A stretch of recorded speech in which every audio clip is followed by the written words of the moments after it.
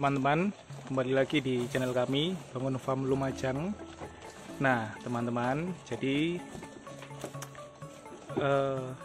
sebelum kita membahas inti dari konten kali ini, saya mau bertanya pada teman-teman, apakah teman-teman yang sudah beternak kambing atau domba mengalami masalah ini, yaitu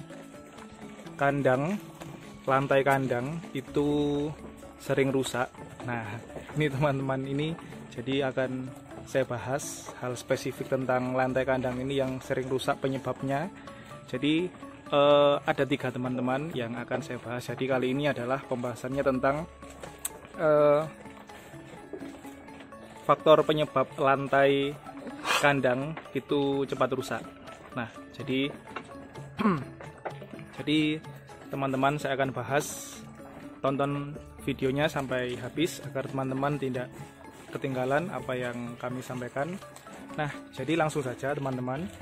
Hal yang pertama yang membuat lantai kandang bagian bawah itu menjadi cepat rusak adalah karena faktor pakan. Nah ini mungkin bagi teman-teman agak bingung, kenapa kok pakan bisa mempengaruhi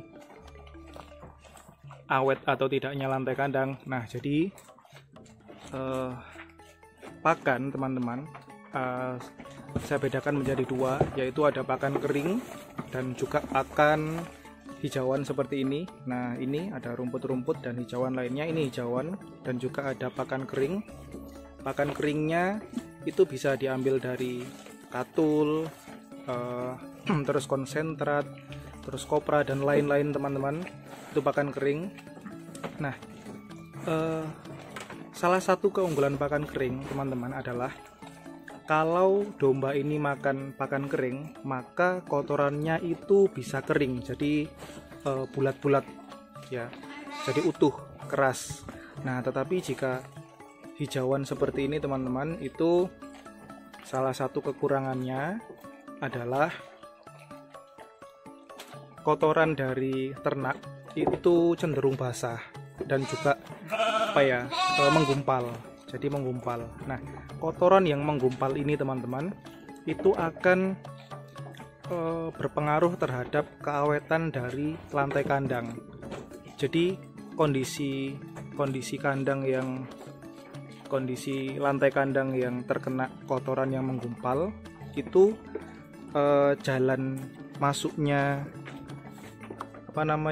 ini serintil ini teman-teman. Nah kotoran ini itu nggak bisa langsung masuk ke bawah, tetapi menggumpal di di lantai kandang. Nah itu menyebabkan kalau lama-lama menggumpal dan tidak dibersihkan, itu yang membuat kayunya bisa mengalami pelapukan, sehingga keawetan dari lantai kandang itu bisa menurun teman-teman. Nah itu adalah faktor pertama teman-teman. Nah yang kedua adalah masih pakan juga ya. Jadi yang kedua adalah juga pakan. Nah teman-teman, jadi tadi kan berkaitan pakan terus kotorannya teman-teman. Nah sekarang pakannya langsung, jadi pakan rumput seperti ini. Nah pakan rumput seperti ini itu kan kalau mencari rumput itu ya semua diambil lah, termasuk ada cabang-cabang yang besar teman-teman. Nah kadang ada cabang-cabang yang besar seperti ini, saya berikan contoh.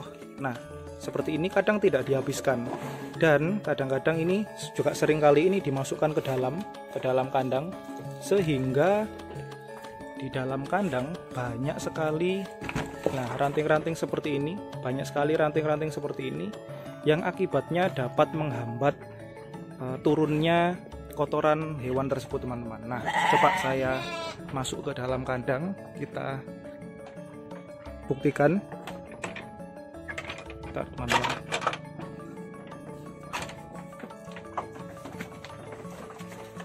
Oke. Nah ini teman-teman bisa diperhatikan.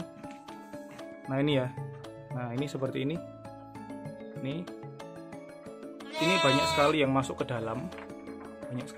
dalam, dan ini nanti bisa Nah, bisa ada di sela-selanya seperti ini, dan itu akan mengganggu turunnya kotoran hewan tersebut, teman-teman. Nah, itu bisa dilihat ya, ada beberapa bagian di lantai kandang kami yang sudah mulai kropos ya, bahkan sudah ditambal dengan bambu karena memang banyak kotoran hewan yang mampet di situ, akhirnya menimbulkan kayu tersebut mengalami pelapukan, teman-teman. Oke, saya tutup lagi.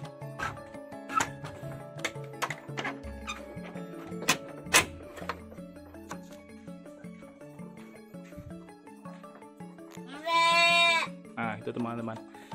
Terus selanjutnya yang faktor selanjutnya itu adalah, nah ini berkaitan dengan kayunya sendiri ya. Jadi kualitas kayunya mungkin kalau teman-teman ingin kayu yang lebih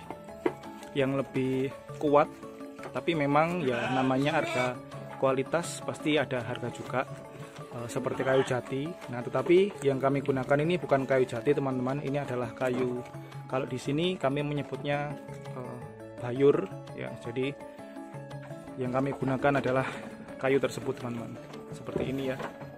Nah, terus yang terakhir yang menyebabkan lantai kandang itu bisa cepat rusak, teman-teman, itu adalah berkaitan dengan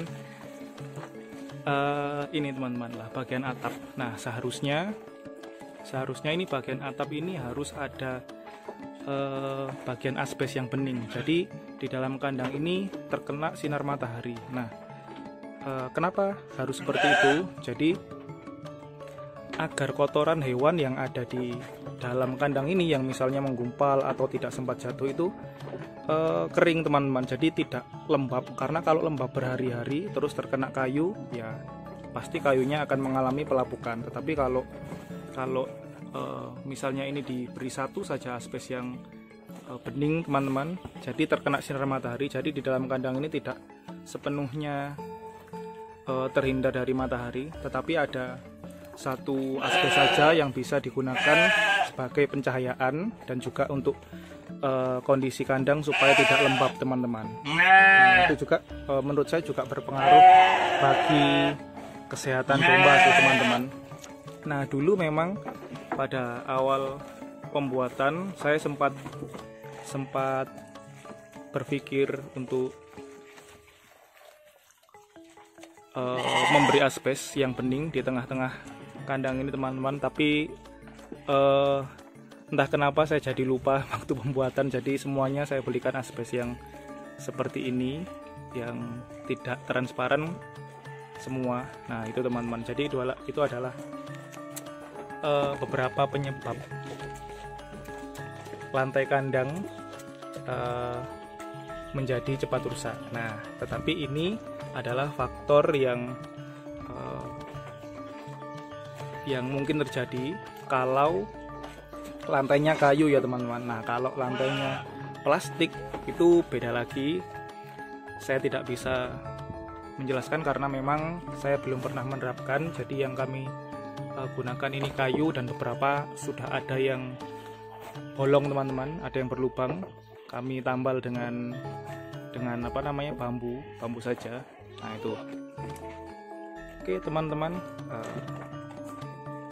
kami rasa cuma ini sedikit informasi yang dapat kami sampaikan di siang hari ini. Semoga tetap bermanfaat bagi teman-teman, dan untuk teman-teman jangan lupa follow TikTok kami, juga subscribe YouTube channel kami Bangun Farm Lumajang, teman-teman, agar teman-teman tidak ketinggalan segala informasi yang kami sampaikan tentang peternakan domba.